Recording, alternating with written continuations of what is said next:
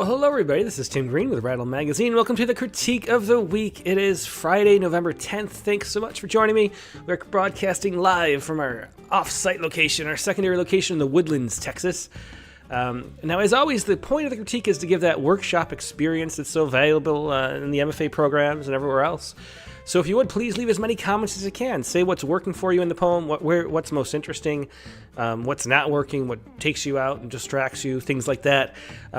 Anything you can add will help the poets that we're going to be talking to today help their poems get better, which is what we're always trying to do. Now, let's see, who do we have in the house so far? We have Brian O'Sullivan's here. Hey, Brian. James Langford, Katie Dozier, of course, from down the hall. We got Dee Coleman, Lana, we got Philip St. George, Nate Jacobs here, Rebecca Cates, Sharon Ferranti, so some new faces, some familiar faces. Mary Keating's here, Clayton Clark, Rose Lennard, welcome back. Garima Sextana, Bonnie Naradze, nice to see you from Maryland. Monica Dobos is here. Mary Picault from Brazil, where it's 90 degrees. Wow, very different up here in the States. Tom Barlow's here. Let's see. We got Margaret Kroger, too. A lot of people here from on the critique on the YouTube already. Let's see. On Facebook, we got Morgan Feeney, Cindy Putnam Guntherman as people are cycling in. So we've got a good crew already over there, too. Now we're going to look at a couple good poems this week. We have 2 poems by 2 poets each. If you would like to submit for the Critique of the Week, remember, just go to rattle.com/critique. You can find the rules there, but all you do is send 2 poems through that specific submission window. It's not like we look at general poems here that are submitted for anything else. It's just you have to want your poems critiqued, and then we'll do them. And so that's how it works. We'll try to get to as many, as quickly as we can, and we usually do 2 a week, 2 poems each. Try to send 2, because it's a little more worthwhile when we get to talk about 2 poems. Okay, so let's dive right in. First of all, B.L. Pike, our first poet, has a sort of a general question to open up. So before we do that, let's talk a little bit about this. B.L. here says, all the poets who post comments at Critique of the Week, and that means you, seem so confident that they're poets. How did they get that way? What if you're shy or reserved? And that's a great question. And, so what do you have to say about that? Who out there watching now is shy or reserved? I think it's the majority of poets, to be honest. I think that's a really common way to feel. This Sunday's poet was Bob Hickok, brilliant poet, brilliant poem this Sunday, too, about anti-Semitism and the rise of that going on right now. And Bob is one of the most shy and reserved people I've ever met, I think. And he's one of the, biggest award-winning poets. He's coming on as the main guest coming up in a couple weeks on, I think it's December 5th, maybe. But he is, I'm sure, nervous about it already. And so that's very true. Tom Barlow says we're all lying about it. Yeah, I'm shy, but getting over it. Introvert here. Yeah, I mean, I think poets tend to be. It's not the majority case. So there's certain types of poets that love outgoing and being outgoing. The difference between introversion and extroversion is really how your energy responds to being around people and interacting and stuff. And I think most poets are people who it really tires us out fast. And I think one of the reasons why introverts are more tired more quickly is because we're sort of observers and notice a lot of people's emotions, have more empathy and connection, and think about how people are feeling, and that gets tiring, I think. And I think that's why the majority of poets are probably introverted. And then, being sort of feeling quieter and shyer, we get our opinions out on paper. And I think that's pretty common. So I think, B.L. Pike, for sure. And then Monica Dobo says exactly what I was about to say. Exposure is the key. And what's that guy that does the public speaking courses? I can never remember his name. But basically Dave something? I can't remember. But basically his public speaking courses are just make a fool of yourself in front of other people, so you get exposed to that and realize it doesn't matter and nobody remembers. And so just doing it, fake it till you make it is one of the things. When I was like 15, I was so sort of atheist already. Wanted to see what I was missing with church, tried to join, and I remember the pastor talking to him in this little group. And he was saying, if you don't believe in Jesus, fake it till you make it. And that always stuck with me. There's a lot of things you can fake until you make. And being shy is something that you can do too. And it's not just about, of course, not just about doing readings in public or commenting in something like Critique of the Week or putting yourself out there. It's also just putting yourself out in poems. And that takes a lot of courage too. And there's one thing that I think about all the time. When even before really, is everybody familiar with the Vita count, the male versus the gender differences in publishing? And there's that organization that goes and lists all the numbers of male versus female versus non-binary people in the publications, right? And so I was curious about that, and I'm a more science-minded type person, as you might know. So I really wanted to dig into that data. It was even before the Vita count came out that I was just already curious about it. And the fact is, and I think this is really interesting and a valuable lesson, Dale Carnegie, that's the person I'm thinking about. Thank you, Mary Pickall. That's who. So Dale Carnegie's courses are basically just stand up in front of the rest of your classmates, do something silly that you're unprepared for. Then you realize that you can wing it, and you can sort of... You won't embarrass yourself. Nobody really cares what you're saying.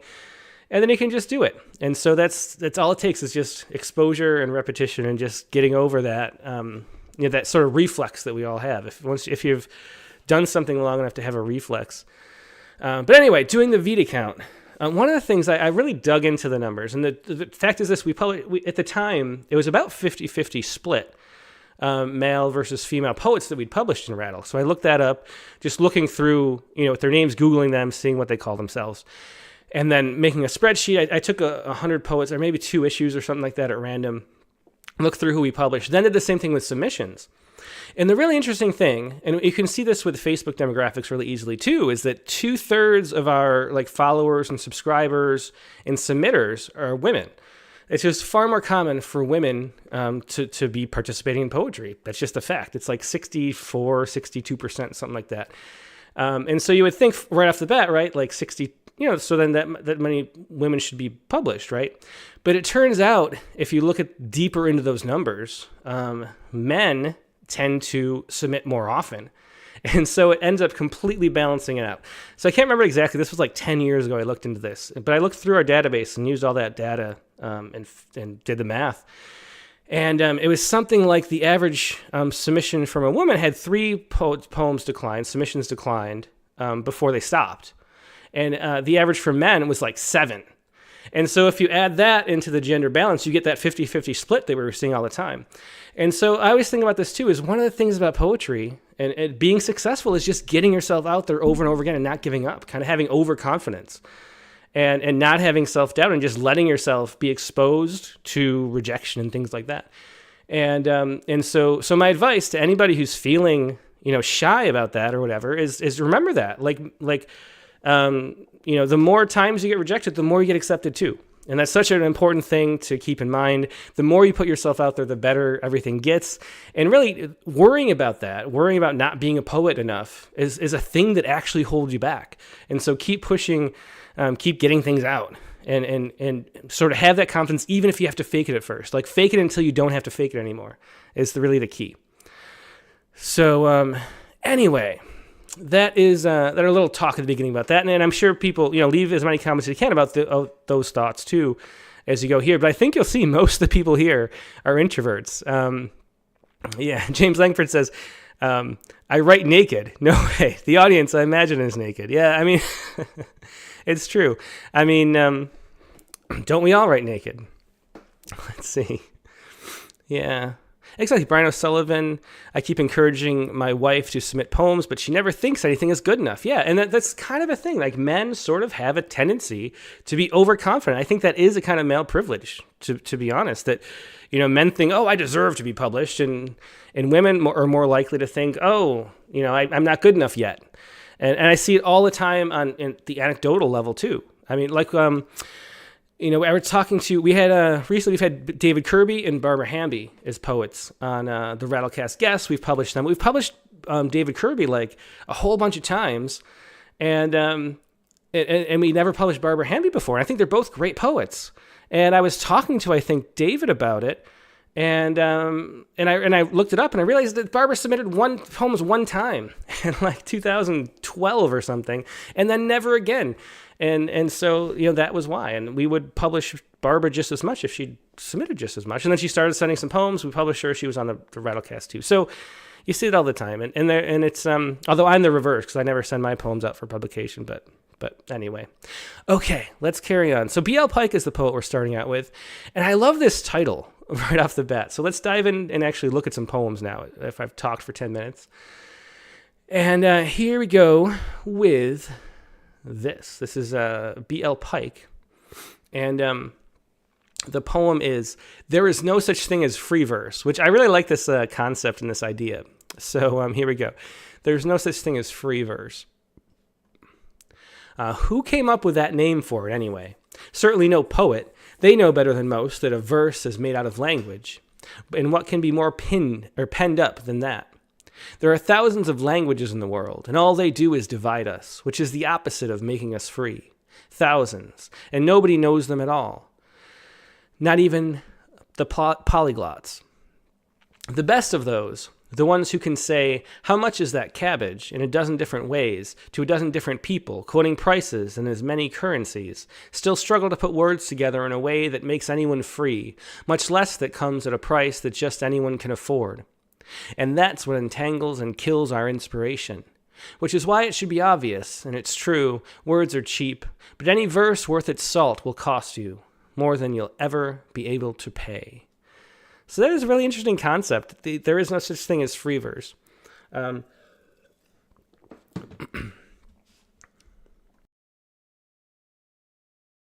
it's funny. I had a cold last Friday. Got better Saturday, Sunday, and Monday, I think. And then Tuesday, got a second cold, too. And it's definitely, got better and then got worse. So anyway, I need to be drinking beverages and clearing my throat a little more than normal. But anyway... So I love this title. There's no such thing as free verse, and there's a fun, just a fun truth to that you don't really think about. But language, there's no such thing as language that's not governed by rules of syntax. We had on the poetry space yesterday, we were talking about ghazals. It's mostly written in Arabic, Persian, and Urdu. And it's really hard to find good translations that keep the music of a ghazal from the Persian in particular. And I think the reason I was thinking about this is because Persian is a subject-object-verb language. And so there's a different order that the syntax sort of demands of how you feel you should hear sentences versus English, and the majority of languages, I think, are subject-verb-object. So translating that becomes it really messes up the order of the way the sounds come out, and then you can't have the same repetitions because you're like ending on a verb in one and an object in the other, and it makes for translating really difficult. And there's all these like hidden rules. There's that whole what is that? That whole she wore a bright green large dress, and there's a certain order that those adjectives have to come. And if you say large green bright dress, it makes no sense. There's this whole like sort of unspoken words too that sort of lock us into how we can actually say and speak a language that we don't even know a lot of the time, but we're doing it and we just do it spontaneously. And so it's true that there's no such thing as actually being free. And if it was free, you wouldn't understand it at all. It'd be like playing checkers with no rules. It would make no sense. So it's a really interesting concept for a poem. I really like the title a lot. There's no such thing as free verse. But let's see, how can we make the poem... So to me, it was an interesting poem, but stayed on sort of a cerebral level. And how can we make it more engaging is the thing that I'm thinking of here. James Langford says, time for more roadkill tea. Actually, I realized that I am drinking... this is carbonated water with apple cider vinegar. And it's really good for your throat, I've just realized, so... But so I'm thinking, this is an interesting poem, like on an intellectual level, but it doesn't really stick in my brain. It doesn't have a lot of excitement or a lot of like stimulation as far as like the images go. And how can we make it like just more vivid? And so that's what I would think about when I confront like a rewrite of this poem is where can we build like a little mini scene or a little image or a little, expand something out into something that's more interesting and just stays with us a little longer by creating that imagery. Rose Leonard said add honey. That's true. I also like, I shouldn't give any. I like black seed oil with honey too. I think that really helps. Anyway, so who came up with that name for it anyway? Certainly no poet. And can you imagine, like right here even, you can imagine like conjuring, like imaginatively, the type of person who would come up with a word like that, and we can start to like see the actual people before moving on. I think that's like one opportunity to add some images. Yeah. But instead we just see how we stay with like the concept instead of going to some kind of scene or visual. And I think that's one thing that makes the poem just not as vivid. Yeah. Murray Picault says, I like to play on words penned up. Yeah, I like that too. We'll get to that in a second. So certainly no poet. They know better than most that a verse is made out of language, and what can be more penned up than that? And so we have the penned up too, that which is Mary Picault pointed out. We have that idea. We have the actual pen that play on words. But you can sort of see a pen and see language. See how you could jump to like some kind of like cattle or some kind of farm type thing with actual pens. I mean, you can see where like images. We have these like openings where we could take advantage of things we use to expand on images and create scenes to make the poem come to life. And we just aren't doing that. We move on. We stay with the sort of intellectual concept level and don't go to that. And I think that just is what makes the poem just less engaging than it could be. There are thousands of languages in the world, and all they do is divide us, which is the opposite of making us free. Thousands. And nobody knows them all, not even polyglots. Again, that's a really good point. Who knows the most languages? Maybe like a couple dozen at most for like the all-time record. And so many unknown or that you don't, And so there's no way to access it all. It's kind of like all the information in the world. It's impossible to know. Yeah. Yeah, so as Rebecca Kate says, I like the intellect of this poem, but I don't know the emotion that drove the poet to write this. And that's the thing. If you start to build scenes and let things happen, then the emotions come out more too, because emotions are sort of like attached to objects. I mean, think about that poem, Accordion, that we had on Thursday. It was the prompt poem of the month. But the way that so many emotions were tied to that accordion itself, like that's just the way emotions work. I mean, that poem is an example of that in a really deep, profound way, pulling out all the things associated with it. But really, I mean, emotions are always tied up in the situations. And we also have this sort of way of through empathy, entering into scenes and sort of feeling, that's why drama works. And so if you can build scenes and create images, you start to get emotional just based on that. But if you stay in this sort of, idea headspace where it's sort of abstract, you don't get to have that emotional attachment. Because like the one thing that we don't have attachment to emotionally is ideas. Like emotion, like sort of concepts are like sort of like mental like models of the world that we're sort of like we are attached to them themselves, and they don't have their own emotions, if that makes sense. So finding ways to bring out imagery will bring out emotions too.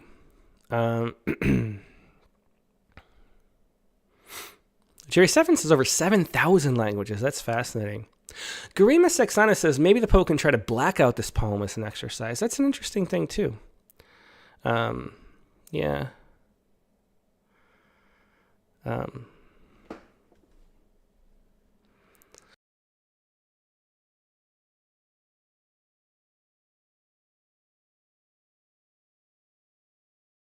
right. Let's see. Yeah, Katie Dirge says, I love the title, but also focus on reading aloud to insert more music. Yeah. Well, let's continue through the poem, too. See where else we can add some interesting things. The best of those, the ones who can say, how much is that cabbage, in a dozen different ways. So how much is that cabbage is interesting. We get a bit of a scene pulled out there. And you can feel a little bit more connection to the poem when we get that tiny bit of scene, because it's a specific... It's not how much is that thing, it's how much is that cabbage. So already you're sort of building this whole little play in your head where someone's actually asking that just by using that phrase because we had the specific detail of the cabbage. And that's the kind of thing, if we had more of it, we'd have more connection to the poem on an emotional level. In a dozen different ways, to a dozen different people, quoting prices in as many currencies. Still struggle to put words together in a way that makes anyone feel free, much less that comes at a price just anyone can afford. And that's what entangles and kills our inspiration, which is why it should be obvious, and it's true, words are cheap, but any verse worth its salt will cost you more than you'll ever be able to pay. And so this is a kind of a summarizey type last stanza too.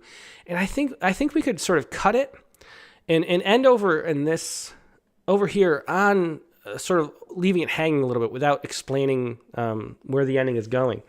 I think that's something I would do too. So let's see. Yeah. So if you don't know, blackout, I call them usually erasures, but there's a trend on social media to take rejection letters and make blackout poems of them, which is another way to say erasure. And where you just everything highlighted, you'd highlight in black kind of and make it disappear to make sort of a different poem in there. Like they know that a verse, divides us, and so you'd pull out a poem from inside the poem, which is a lot of fun to do. Let's see. Mark Gardner says, historically, poems have been vehicles for ideas. We cannot abandon them completely. Yeah, I mean, that's true. But even if you look at, it's like some of the oldest ways, like Lucretius's, what's that? The Nature of Things? Am I thinking? The Nature of Things? Is that right? Even if you look at that, which is an old poem that contains entire philosophy from like 500 BC in Greece, that's full of images too. The images actually come first. Images come before understanding, which is why we have, the Bibles of the world are all these parables that are these imagistic stories, and then there was light, and then you name the animals and all sorts of stuff like that. And that's the metaphor that houses that is what we understand before we actually understand things as concepts and ideas. And so the concepts and ideas and things are always hidden in the images, actually. Yeah, so the question is the whole of the poem is really exposition, which is in some ways is the opposite of poetry. Yeah, I mean, it is. It's a conceptual poem. That doesn't take the movements into the images and ideas and sort of those leaps of surprise. And I'm think of ways as you write this, because it's a really cool concept. We just need to bring out the ideas or the ideas into like scenes and storytelling and that kind of thing.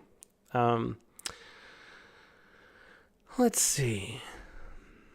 Anything else to mention here? I think we have a little guideline for that. So that's how I would rewrite that one.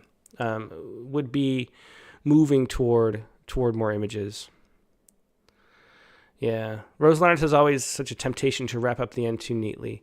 Yeah, and that's the thing too, which we talk about a lot on here, but a lot of times we feel at the end of a poem, like you can sort of feel, and you can feel as this poem ends, like the ending that the poem wanted is in here somewhere. Even though it'd be nice if it were fleshed out with more images, it's still like the music of it wanted to end up here, and you could hear it. Still struggle to put our words together in a way that makes anyone free, much less that comes at a price anyone can afford. And maybe that was the place where the ending wanted to be. And then what happens is you think, well, I don't know if people are going to understand that, so I need to explain. Sorry. And then the poem goes on too long. So I think maybe here is just the end. Yeah. So Jason Steffens says, I quite like the conversation in this piece and the logic. Yeah, it's a really interesting concept for a poem. It really is. Or just in general. It piques my interest. Okay. Let's move on to the next poem, though, and we'll see what we have here. And this might be something that because, when you have a poem that really needs more to be added to it, it's hard to move the things around and fix things up in that way because you want to generate more content. But this might be a poem that we can do a little more sort of line by line work on. This is B.L. Pike once again. Motherhood, autism. Autist, owl child, winged sun, meant to soar the moonless night. I feed your knowledge that you swallow whole, disgorge the indigestible, feathers, bones, sinews, falling fruitless to the earth beneath our nesting place. Threatened, you attack, wings writhing, talons etching flesh. Or worse, you flee, claim refuge in riven rock, or secret boughs where a call of feathers is obscurity. Yet there is wonder in the power of your passions, in your sovereign solitude. Owls grounded are prey to pumas, serpents taunting boys. Full-fledged now, you must take the sky or die. But I, earthbound mother, how can I teach you what I will never understand? So that is motherhood autism. And this poem doesn't have that problem. So the reason why we have two poems submitted is to see if there's sort of a tendency, a pattern between the two that we can talk about in general. And I think this poem, you can see how, by drawing out that extended metaphor with the owl child, and then having all those images to pull from, we have a lot more connection to it. Yeah, and already people are saying, Brian O'Sullivan, better imagery, great start, says Rose Leonard. Mary Picault says strong imagery. Yeah, so we already have that. And you can see how much, because we have those images to connect to, we start to sort of enter this sort of magical space that is the poem, and then we get to feel the feelings of the poet. And that's really how it works. Every rule, there's an exception to every rule, which is what makes stuff fun. You can try to do things other ways. But the main way things work is that we build this imaginative space using words to create scenes that we can then enter, and then we become them. We become like a character in a play. It's like the first role-playing game is a poem. And we enter it because the poet's breath is entering our body, and we're sort of becoming that. And we're walking around in this like virtual reality device where we get to feel the feelings of someone else. And that's really the power of poetry. But that requires like a scene to be built, even if it's a small one. And so it really works well in this one. So motherhood autism, the title tells us what we're talking about. So we're completely, we're never lost in this poem because the title does all the heavy lifting. And it's just 2 words, but we know exactly what the poem's about based on those 2 words, which also allows us to get into the feeling of it. We always have that touchstone that we know what's going on already because of the title. So it's a really functioning, well-working title, and something that is interesting. Motherhood autism with a comma there, set up like that, it's not something you see all the time. So it's interesting too if you saw it in the table of contents. So I think it's a good title jumping into the poem. I don't know if you need the autist on the first line, because we already have this here. So it's kind of repeats it, and it's maybe unnecessary. And I would suggest just going to the owl child right away. So Tom Barlow already said that. See, there's really no point in me even being here at this point, because everybody who's been here forever just already says the same things that I would. But yes, we don't need that first line. Good eye, Tom. And then owl child, winged sun. I think you need some punctuation there between that, though. Winged sun, meant to soar the moonless night. And there's a great soar the moonless night. Great sound, great music to that because of the O's and the soar and the moon, the way they shift. I feed you knowledge that you swallow whole, disgorge the ingestible. So then already we're into this extended metaphor. I feed you knowledge that you swallow whole, disgorge the indigestible. And this is knowledge that we're talking about too. It's a great metaphor. Feathers, bones, sinews, falling fruitless to the earth. I love that, falling fruitless too. Just great images. It's really nice. Falling fruitless to the earth beneath our nesting place. Threatened, you attack, wings writhing, talons etching flesh.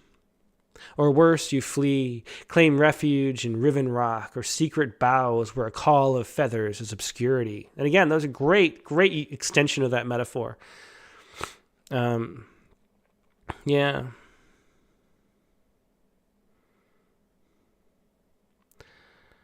Yeah. So Margaret Kroger says autist is good because it is usually a condition and not a person. Maybe drop the autism in the title. That's an interesting thought. I don't know. To me, I like to keep the metaphor as sort of pure as possible. James, I think has a call of feathers. I want to look call up. And that's one of those words I think I know. I think, isn't that like a kind of like a head? Okay, let me see. Yeah, it's a piece of memory that can cover a newborn's head or face. Birth was a call. It is rare. The amniotic membrane enclosing a fetus. So that's what it is. And so you see that yeah. Anyway, so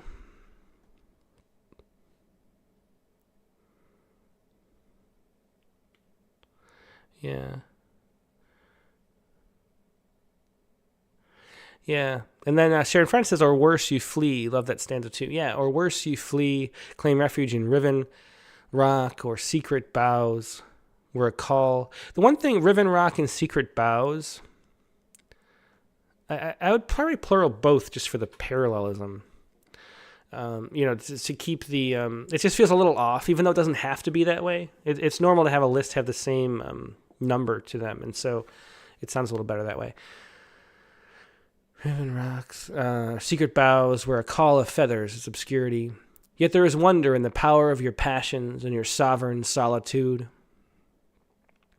Owls grounded are prey to pumas, serpents taunting boys. Full-fledged now, you must take to the sky or die. And again, I wonder about ending here.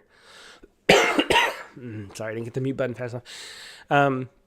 Again, we have this sort of explanatory type ending.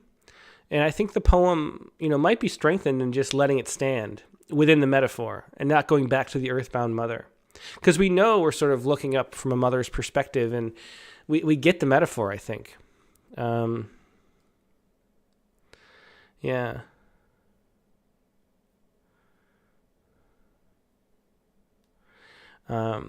Yeah. So, but I, earthbound mother, how can I teach you that I will never understand? Or what I will never understand. And I think maybe we can keep this. Yeah. So Rose Lennard said, I thought the sky or die felt a little clunky. I think I kind of felt the same way too. But then the ending feels explanatory. I wonder if you can...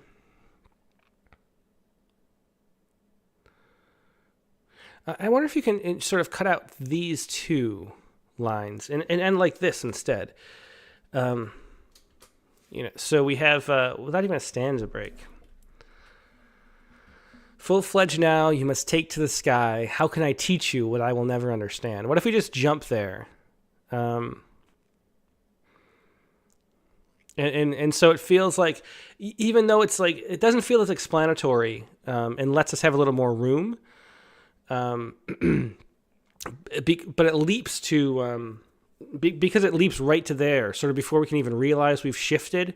I think maybe that works, and maybe I'd end it that way. Other people are saying maybe just end at sky. Full-fledged allow you must take to the sky. But I think maybe, I don't know, I think I like the shift now that we did it, made it really sudden. One of the things Dick Westheimer pointed out, if this was my poem, I would struggle to find words more in the musical register of the poem than indigestible. Yeah. I would obsess about trying to find other words to convey the same image. Disgorge the indigestible. Yeah, there is a way that doesn't quite fit the language of the rest of the poem. But not enough. It wasn't enough to knock me out of it, though. I feed you knowledge, because we do have the knowledge here, which is sort of an abstraction. And even though knowledge is it's a much more common word than disgorged and indigestible, it is a similar sort of vein. I feed you knowledge that you swallow whole, disgorge the indigestible. Yeah, I think disgorge is nice. Maybe indigestible is a little too many syllables crammed together. Yeah. I wonder what synonym could work with there. That's a good question.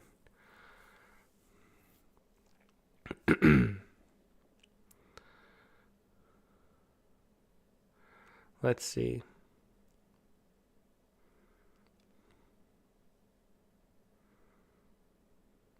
Inedible, says Garima Saxena. Disgorge the inedible, feathers, bones, sinews falling fruitless to the earth beneath our nesting place. Inedible works, yeah. Let's see. Yeah, so anyway, yeah, this is an interesting poem. I think just a few little tweaks to the ending especially. But that's what I would do with this. It's... really shows, though, the power of images. Like, we relate to things we don't understand through the symbolic knowledge, and that's the domain of the right brain, as we might also describe it. And that's why, because it's that left brain, right brain divide we talked about with Ian McGilchrist and Rattle 78, I guess that was. But that whole symbolic, metaphoric understanding is the wisdom of the right brain, which has a much more holistic understanding of the world. And that's what we're trying to get into words, so that the right brains, a more narrow focus, can make sense of it, too. So that's kind of what poetry is doing. And so moving through the images, you can see how we get to feel and experience the poem on a deeper level because of the way the images play themselves out. Yeah. And, to me, I would... And I think Mark Grinder says, I like the indigestible line, reflects the reality of how owls disgorge what they cannot digest, as well as carrying forth the idea of indigestible knowledge. Yeah, I like that a lot too. Enough where I might just keep that and not really worry too much about it. It's something to think about, though. Is there anything else? I feel like I haven't done a good enough job of narrowing stuff down in this poem. Let's take one more read through and see if there's something else that we could strengthen it up by changing. Let's read the whole poem, this tiny little couple changes, and see. Motherhood, autism. Owl child, winged sun, meant to soar the moonless night. I feed you knowledge that you swallow whole, disgorge the indigestible, feathers, bones, sinews, falling fruitless to the earth beneath our nesting place. There's great sounds in that. A great rhythm. Threatened, you attack with wings, talons etching flesh. I think there's there's an imbalance between how much we have expanded in these two stanzas versus this one. And maybe if we get like another line or two, really dramatizing and visualizing that, instead of talons etching flesh, get a little bit deeper and show us a little bit more of what happens when threatened. Like maybe another, talons etching flesh, wings stretched wide to show this massive size or whatever, the things that birds do to make themselves seem big maybe, but a little bit more about what threatened there. Or worse, you flee, claim refuge in riven rocks or secret boughs, where a call of feathers is obscurity. And there is wonder in the power of your passions and your sovereign solitude. I think this one, too, similar to this stanza, I think this one's a little weak as well and could be expanded just for the... it's a little more abstract. It's a little more like the stanzas in the previous poem. And less like the really beautiful and evocative imagery of the other stanzas here. So I think maybe expand this, or maybe even cut it. Owls grounded are prey to pumas, serpents taunting boys. Full-fledged now, you must take the sky. How can I teach you? I think we leave the but. But how can I teach you what I will never understand? Maybe a dash. But I think, so I think... This one and this one could be a little more interesting. But otherwise, I like it. Yeah. Okay.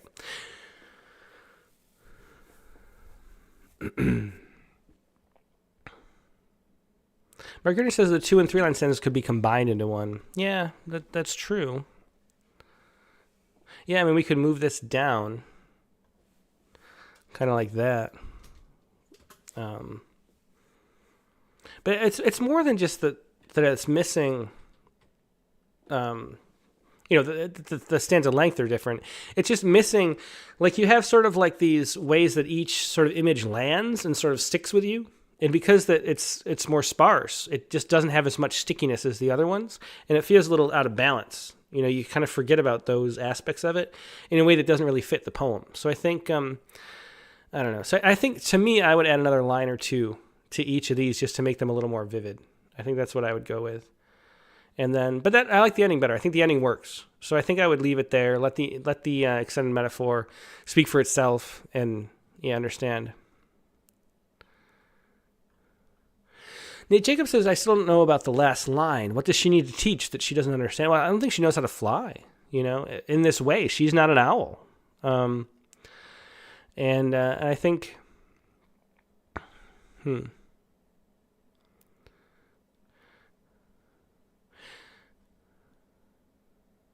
yeah. Okay. Well, let's move on. We gotta move on to the next poem. Next up, and J.B. Penname, who's an interesting person. 1 second.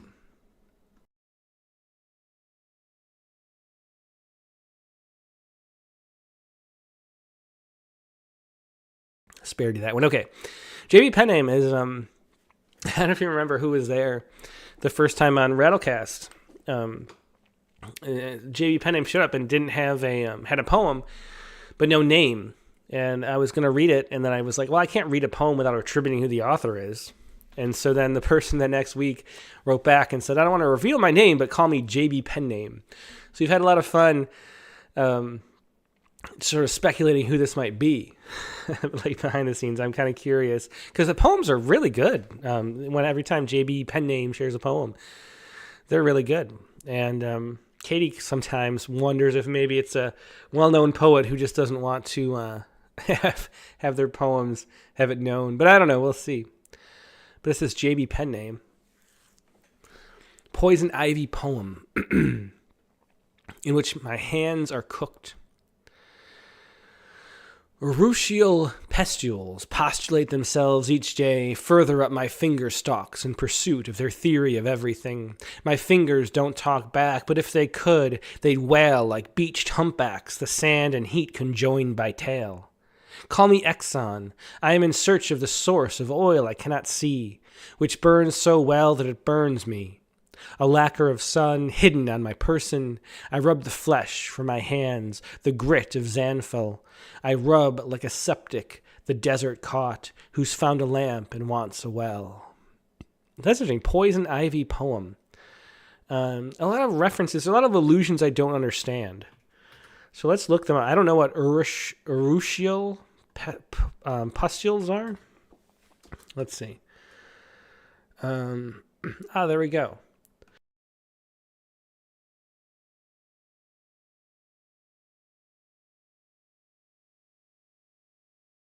Sorry about that. In a way, the critique of the week is like the hardest to do while I'm under the weather because I talk the whole time. Okay.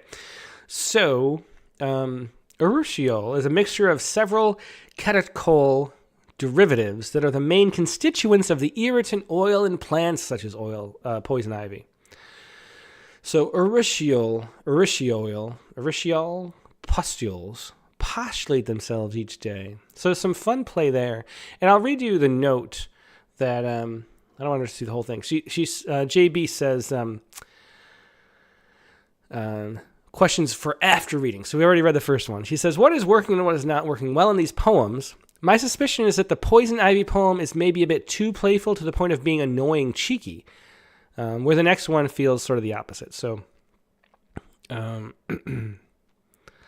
just as I want to increase the stakes of these poems so they hit a bit harder and stick in the memory. How does one do that? Yeah, so that's interesting. So let's go back to this poem. Yeah. And, okay. So, urushial pustules postulate themselves each day, further up my finger stalks in pursuit of their theory of everything.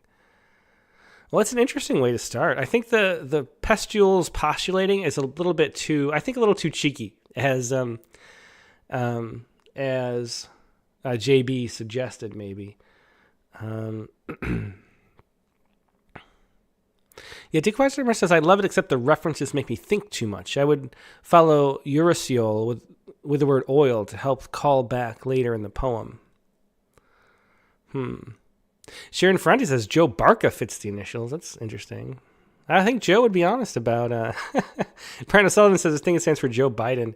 We actually have a pretty well-known senator. And we have it as anonymous member of Congress for the poem. It's a political poem we have in one issue, and it is somebody who is still anonymous. So maybe this is Joe Biden. I don't know if it's it's not a .gov email address it comes from, but I don't know. So let's see.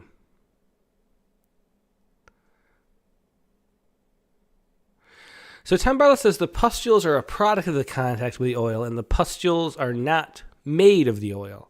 And that's something that kind of confused me too. Once I realized what urushiol is, it didn't really make sense.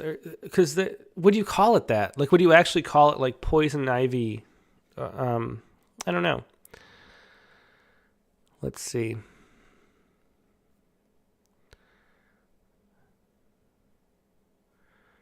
Well, anyway, urushiol pustules postulate themselves. I think it goes too far there, in which my hands are cooked. But I think the wordplay is a little too much wordplay and just distracting from letting you get engaged with the poem, to me. Yeah. Further up my finger stalks in pursuit of their theory of everything. I like that idea. It's such a strange thing to think of the pustules having a theory of everything and being in pursuit of that, but that's fascinating. My fingers don't talk back, but if they could, they'd wail like beached humpbacks and sand, the sand and heat conjoined by tail.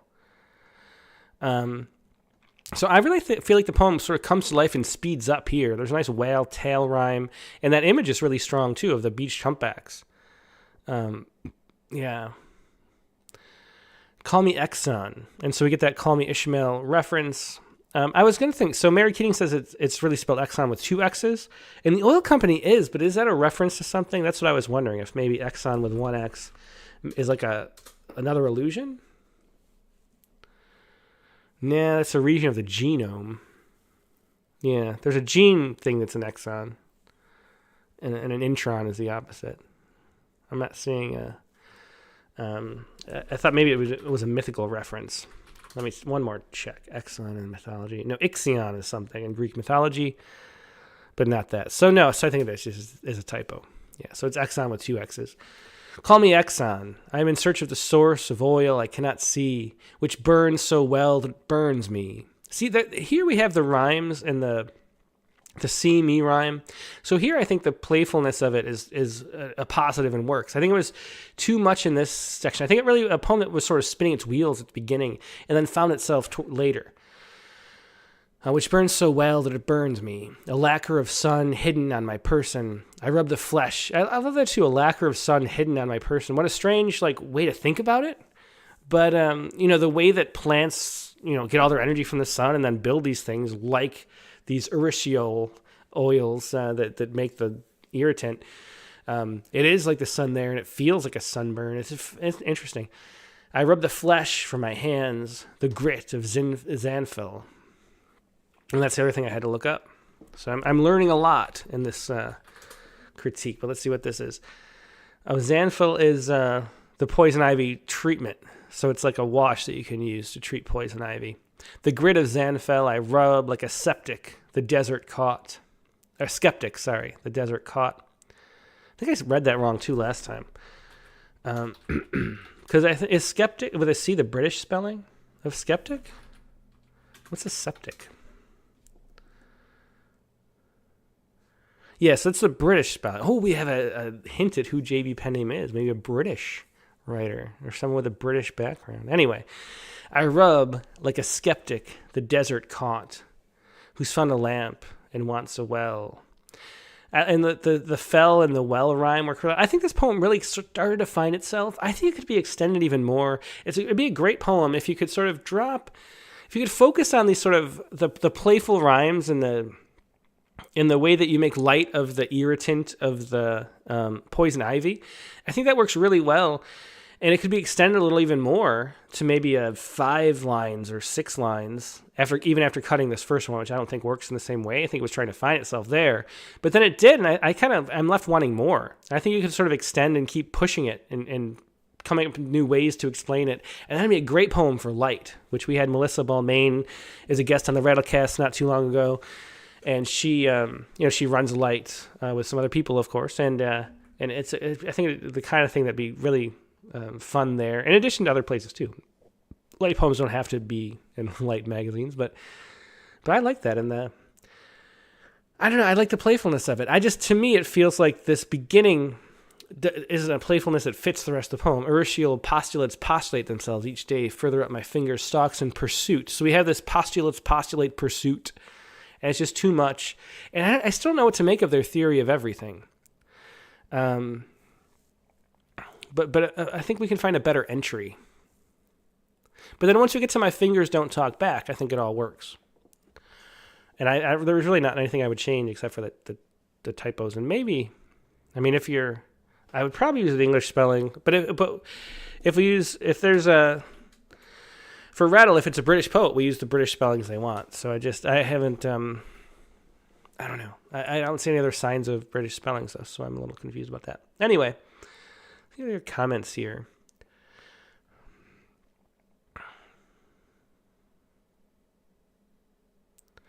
Yeah, so Morgan Feeney says exon is a part of a gene.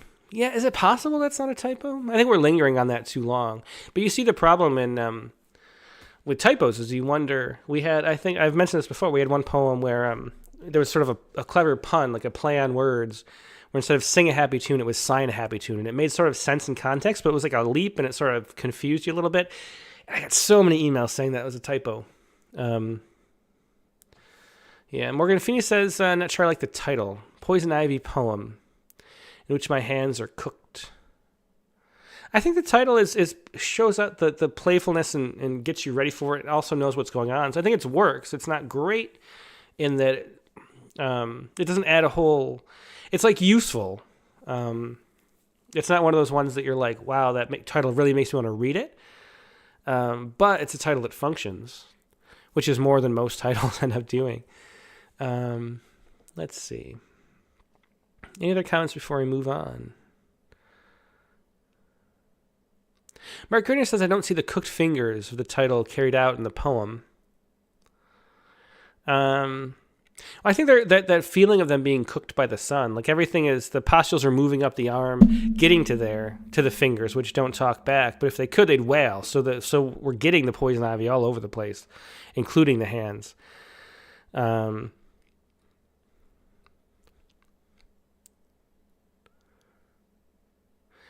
then it burns so well it burns me. So that's why the hands are cooked. They're being cooked by this, or the feeling of being cooked by the irritant of the oil of the plant. Mary King says, maybe start at my fingers don't talk back. And yeah, I think that's, we could either have a different entry,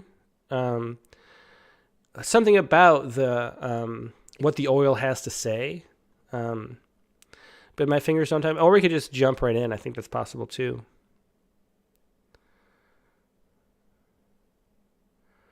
Yeah. Okay. Well, anyway, let's go to the next poem too. Another shorter one. This is J.B. Penname once again. There are pictures in the window. Give me 1 second.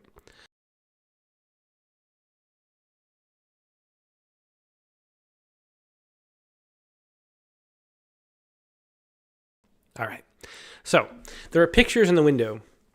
He said, so we searched the smudged glass, charted raindrops, and dried wasp children like nearsighted cartographers. The expedition doomed, it wasn't clear if we were looking past punctures in the mesh or how small we were selling pollen rows of dots connected by what passed between them.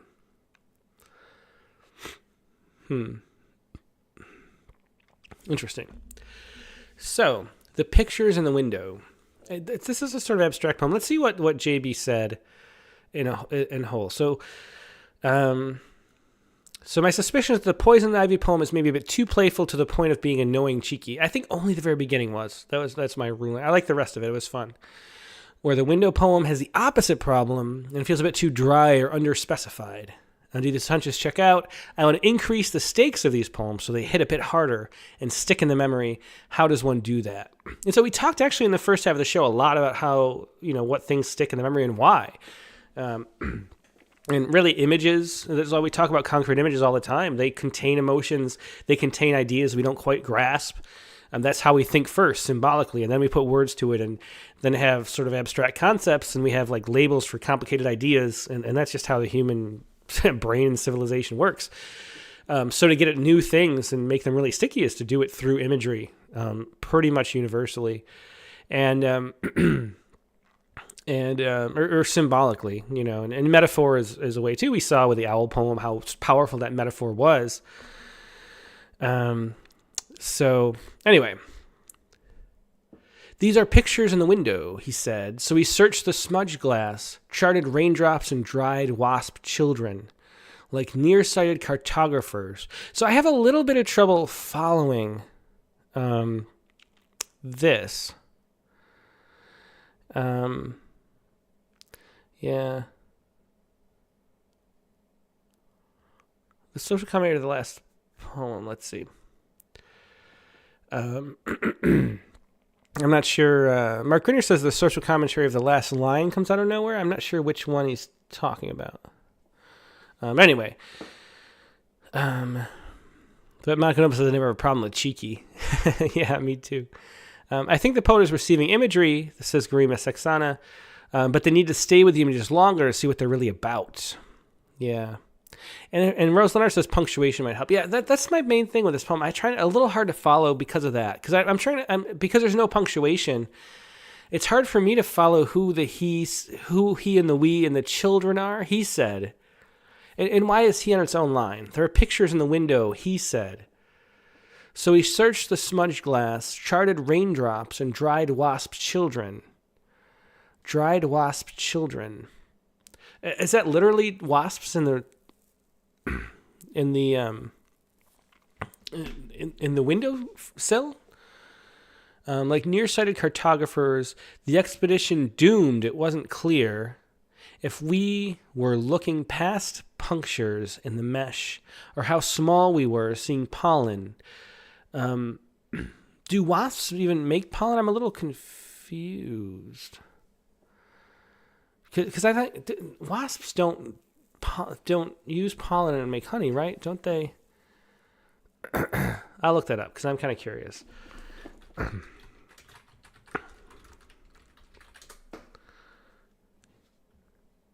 Yeah, so wasps, what I thought, they feed their young other insects. So there's no use of pollen with wasps. So that was what was confusing about that aspect of it. Yeah, so Rebecca K says in both poems, it feels like the poet is using the poem to distance him or herself from the emotion instead of diving into it. And yeah, and I'm having trouble just accessing this one. Rosenar says plants make pollen, wasps pick it up. Wasps actually don't. They hunt other bugs. I mean, like a tarantula hawk, lays its eggs. They do tarantulas, and wasps attack other bugs. So that would be bees, that do the pollen and make honey. Nate Jacob says, I like the quick imagery, but this poem needs to resolve something more clearly. If a picture is worth 1,000 words, then give me something more about those pictures in the window. And Green Sexana says about Rebecca Kate's comment that there's a distance to these. And it's true, there's a distance to both these poems. And using a pen name, too. I mean, it feels like you shouldn't have to have distance because it's very anonymous. But there's still a sense of distance of not really letting us know the whole story. Yeah, so Mary King says, who is he, who is we? What are the past punctures referring to? Clayton Clark says, I can't get inside this one. Steve Farrell says, some wasps do perhaps inadvertently collect pollen. I think it could be true.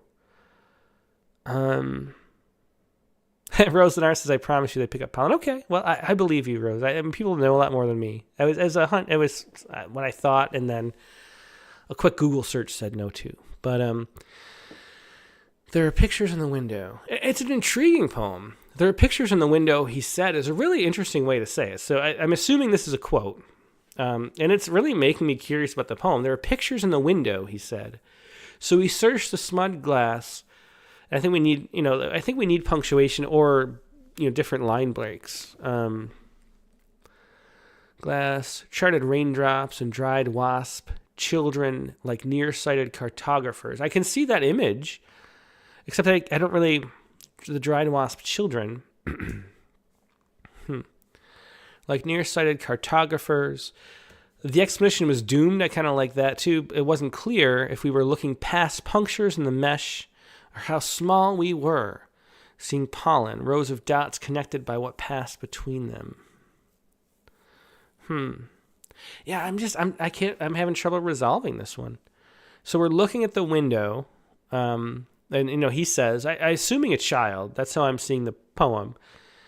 Like, kind of like, Mom, there are pictures in the windows, and then we're going to look really closely at what he's talking about.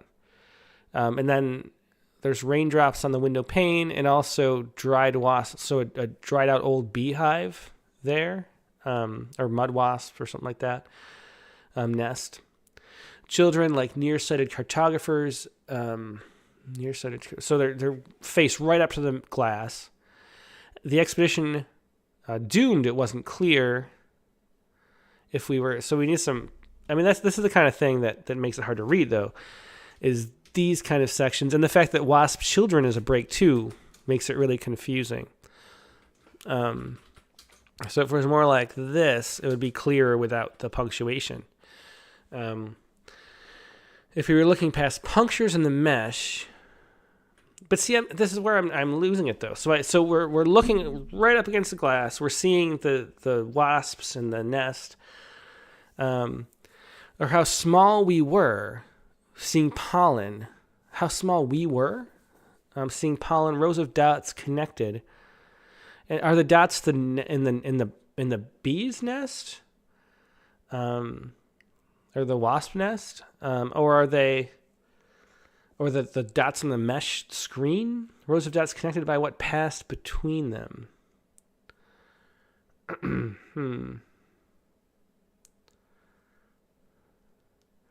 Monica Doba says, what if the poem wants to be a comparison between how small and insignificant we are in the universe? That's kind of where it goes, isn't it?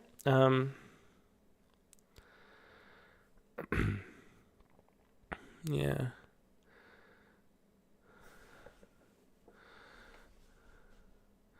If we were looking past punctures in the mesh, or how small. Yeah. So Nate Jacob thinks that there should be a period here, and then this is a new sentence. Is that possible? So it wasn't clear if we were looking past punctures in the mesh or how small. We were seeing pollen, rows of dots connected by what passed between them.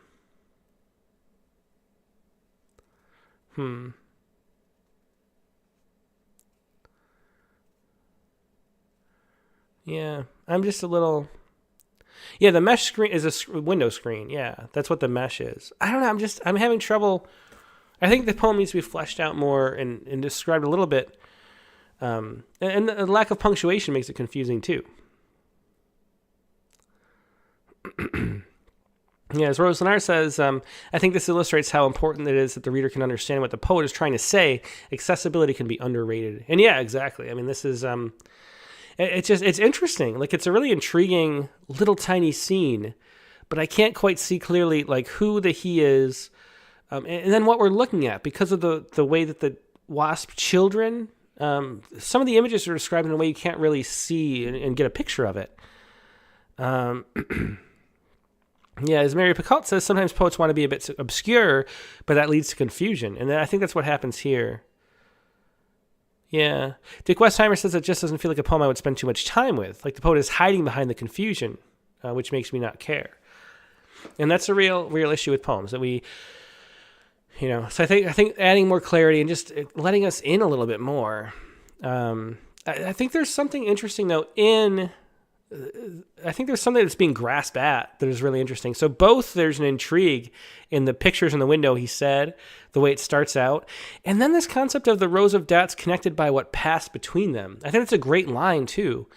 I think maybe that sort of leap that we're always looking for, like a lot of poems we say like there's no leap, it doesn't go anywhere. It doesn't have this sort of like this moment of like revelation or something, right? I think that is a moment of revelation where there's some deeper understanding, but it's just not presented in a way that's clear enough that we can go along to.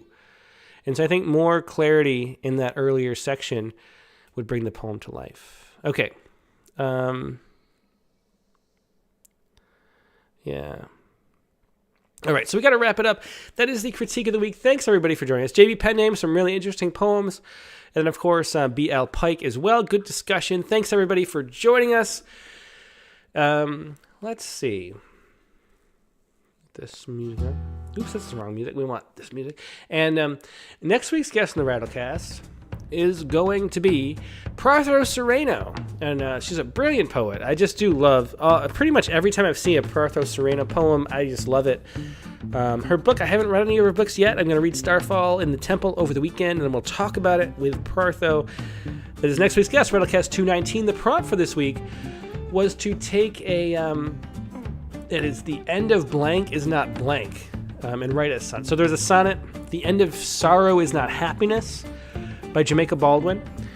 And the prompt for this week is to write a sonnet yourself. And it can be an American sonnet, which is 14 lines, with a sort of a sonnet size. It's like a sonnet container, or it can be any other sonnet, a Petrarchan sonnet, a Spenserian sonnet, whatever you want to do. Write a sonnet that is the end of something is not something as the title. That is your prompt for this week, and we'll talk to Parthos Sereno, Rattlecast number 219, Monday, November 13th, the regular time, 8 p.m. Eastern, 5 p.m. Pacific. Hope to see you there. Hope you have a great weekend in the meantime, and I will talk to you later.